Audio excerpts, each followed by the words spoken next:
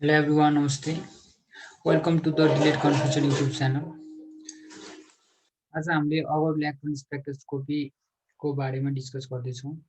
यहाँभन्दा पहिलाको भिडियोमा मैले एक्सरे इलेक्ट्रोन स्पेक्ट्रोस्कोपीको बारेमा भिडियो बनाइसकेँ होइन। यो एक्सपिएस र एइएस भनेको दुईटा इलेक्ट्रोन स्पेक्ट्रोस्कोपी टेक्निक हो है। यहाँबाट चाहिँ हाम्रो फर्स्ट सेमिस्टरको इक्जाममा फ्रिक्वेन्टली क्वेसनहरू आइरहेको छ होइन।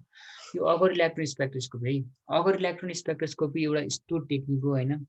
यो टेक्निकबाट कुनै पनि स्याम्पलको सर्फेसमा होइन कस्तो कम्पोजिसनहरू छ कि कस्तो कम्पोजिसनहरू मिलेर होइन यो स्याम्पलहरू बनेको छ भन्ने कुराहरू हामीले स्टडी गर्न सकिन्छ है। यो कन्सेप्ट चाहिँ 1923 एडीमा फर्स्ट डिस्कभर भएको हो। पछि यसलाई 1925मा पिर अगरले यसलाई झन् मोडिफाइड गरेर डिस्कभर गर्नुभयो होइन। त्यही मोडिफाई गरेर डिस्कभर गरेर यसको यो टेक्निकको नामै अगर राखियो क्या अगाडिपट्टि। अब फर्स्टमा अगर इलेक्ट्रोन स्पेक्ट्रोस्कोपी अगर भनेको चाहिँ तपाईँको यो अब साइन्टिस्टको नाम होइन। साइन्टिस्टको नाम अब यो अगाडि राखेको छ। अब इलेक्ट्रोन भनेको त सबैलाई थाहा छ। स्पेक्ट्रोस्कोपी भनेको के हो भने यो स्पेक्ट्रोस्कोपी भनेको होइन यो एउटा इन्स्ट्रुमेन्ट हो होइन। यसले जुन हुन्छ नि इलेक्ट्रोन्सहरूको काइनेटिक इनर्जी भेलोसिटीहरू मेजर गर्न सक्छ क्या। दोज इन्स्ट्रुमेन्ट होइन which measure the velocity and kinetic energy of electron is called spectroscopy instrument भनेर भनिन्छ होइन। अब फर्स्टमा यो अगर इलेक्ट्रोन भनेको के भनेर बुझौँ है। अगर इलेक्ट्रोन भनेको के भन्दाखेरि होइन कुनै पनि एटममा भएको इनर्सियल होइन कुनै पनि एटमको इनर्सियलमा भएको इलेक्ट्रोनलाई अब हामीले एक्सरेले त्यो इलेक्ट्रोनलाई फोकस गरियो भने जस्तै यो इनर्सियलमा भएको इलेक्ट्रोन होइन। अब यसलाई हामीले एक्सरेले के गर्यो भन्दा इन्सिडेन्ट गरियो भने के हुन्छ भन्दाखेरि यो इनर्सियलमा भएको इलेक्ट्रोन चाहिँ इजेक्ट हुन्छ यहाँबाट। इजेक्ट भइसकेपछि यहाँ के हुन्छ भन्दाखेरि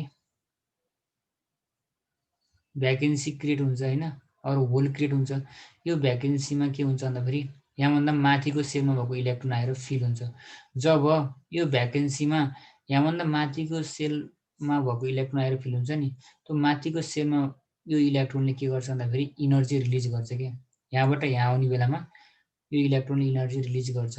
यो रिलिज गरेको इलेक्ट्रोन आउटर मोस्ट सेलमा भएको इलेक्ट्रोनमा ट्रान्सफर हुन्छ है। आउटर मोस्ट सेलमा भएको इलेक्ट्रोनमा ट्रान्सफर हुन्छ। ट्रान्सफर भइसकेपछि के हुन्छ यो आउटर मोस्ट सेलमा भएको इलेक्ट्रोनसँग एकदम धेरै इनर्जी हुन्छ। त्यो इनर्जी चाहिँ बाइन्डिङ इनर्जी भन्दा पनि धेरै हुन्छ। त्यसपछि के हुन्छ भन्दाखेरि यो आउटर मोस्ट सेलबाट यो इलेक्ट्रोन बाहिर जान्छ होइन। बाहिर गइसकेपछि यसलाई अगर इलेक्ट्रोन भन्छ कि कुनै पनि होइन सेलमा इलेक्ट्रोन होइन एक्जिस्ट गर्ने भनेको कसरी एक्जिस्ट गर्छ भन्दाखेरि जब यो यो इलेक्ट्रोन र जब यो न्युक्लियस बिच एट्र्याक्सन हुन्छ नि यो एट्र्याक्सनले गर्दा के हुने हो भन्दाखेरि यो सेलहरूमा इलेक्ट्रोन रहने हो कि। अब यो सेलमा भएको इलेक्ट्रोनसँग होइन इनर्जी धेरै भइदियो भने के हुन्छ भन्दाखेरि यो न्युक्लियसको भन्दा यो सेलमा भएको इलेक्ट्रोनसँग इनर्जी धेरै भइदियो भने के हुन्छ भन्दाखेरि यो न्युक्लियसले यो इलेक्ट्रोनलाई आफूतिर एट्र्याक गरेर राख्न सक्दैन होइन। एट्र्याक गरेर राख्न नसकेपछि के हुन्छ भन्दाखेरि यो इलेक्ट्रोन सेलबाट बाहिर जान्छ। बाहिर गइसकेपछि यसलाई अगर इलेक्ट्रोन भन्छ है। अब यसको प्रिन्सिपल पढौँ। Principle of fine focus electron beam bomb at the sample and eject an electron of the inner shell of the atom. This vacancy must be refilled by an electron from a higher energy level. When the higher energy electron fill the holes, the release of energy is transferred to an electron in an outer orbit electron. That electron has sufficient energy to overcome the binding energy and the work function to be ejected with a characteristic kinetic energy. The ejected electron is referred to as an Auger electron. The Auger process required 3 electrons, thus we can't detect hydrogen and helium but can detect all other elements from lithium now. यो last पोइन्टले के भन्छ भन्दाखेरि यो hydrogen र हिलियमलाई अगर electron spectroscopy टेक्निकले detect गर्न सक्दैन। किन सक्दैन भन्दाखेरि यिनीहरूमा चाहिँ जम्मा एउटा हुन्छ हाइड्रोजनमा हिलियममा दुईटा इलेक्ट्रोन हुन्छ। यसको लागि त मिनिमम 3टा इलेक्ट्रोन चाहिन्छ। फर्स्टमा इनर सेलमा भएकोमा इलेक्ट्रोन चाहियो, त्यसपछि हायर इनर्जीमा चाहियो, त्यसपछि आउटर मोस्ट सेलमा इलेक्ट्रोन चाहियो कि 3टा इलेक्ट्रोन चाहिन्छ कि। अब यसको प्रिन्सिपल भइहाल्यो होइन। इन्स्ट्रुमेन्टेसन भनेको अब यो टार्गेट भयो। टार्गेटमा स्याम्पल राखिन्छ अनि इलेक्ट्रोन गनबाट हामीले इलेक्ट्रोनको बिमहरू यसमा फोकस गराइन्छ होइन। फोकस गराइसकेपछि यो स्याम्पलबाटै इलेक्ट्रोन्सहरू बाहिर आउँछ, अगर इलेक्ट्रोन बाहिर आउँछ। बाहिर आइसकेपछि त्यो अगर इलेक्ट्रोनको हामीले भेलोसिटीहरू स्पिड मेजर गरिसकेपछि के हुन्छ भन्दाखेरि त्यसमा के कस्तो केमिकल कम्पोजिसन छ भनेर स्याम्पलमा थाहा पाउन सकिन्छ होइन। अब यो इलेक्ट्रोन्सहरूको हुन्छ नि, यो अगर इलेक्ट्रोन डिटेक्टरले डिटेक्ट गर्छ, त्यसपछि डाटा एक्सचेन्जमा गएर यसको डाटाहरू कलेक्ट हुन्छ है।